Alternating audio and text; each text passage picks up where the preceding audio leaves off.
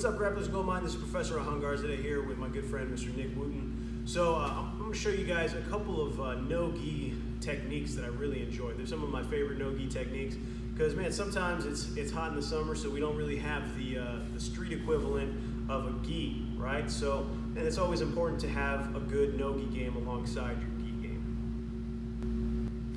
So what I want to start talking to you guys about is this, I call it a front head and arm, but we also have some other moves that might qualify as front head and arm. So we're going to go ahead and call this one a head and arm guillotine. So I'm going to have a guillotine grip and position, but I'm also going to have a head and arm choke, right?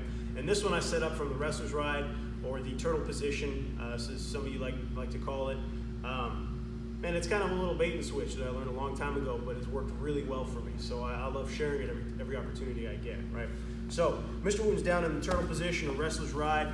And from this position, what I want to do is I want to keep my weight back a little bit, but I also want to keep my chest kind of pressuring against him right here.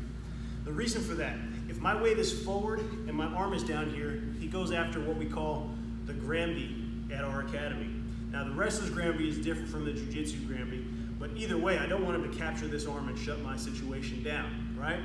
So I do want him to go after the arm, but I don't want to be heavy here so that I can't yank the arm out, right? So my weight is back a little bit, and I just kind of bait this arm down here. So as he goes for it, I yank out, and at the same time, my other hand switches and goes around. And I feed this as a guillotine grip to my other hand. So we come back. I'm here, look, I just drift the hand. As soon as he goes for it, I switch. I get my grip. Now I sprawl. The reason I sprawl is because a lot of guys like to try to clam up and close up their elbows from this position. So what I do when I sprawl is I walk around towards his feet, and my outside or my far side knee will drive inside between his elbow and his knee right here. And I put it to the ground, and I kind of sit through. As I sit through, look, I'm going to sit towards his head, and I'm going to get ready to block his hip right here as I shoot my grip in deep. Look, I create a knee shield against his hip, and then my outside leg goes on top of his back so that he can't try to roll out. And now from this position, I drive my hips into his arm to shove it into the choke on one side, and I just give it a squeeze on the other side for a nice, tight choke.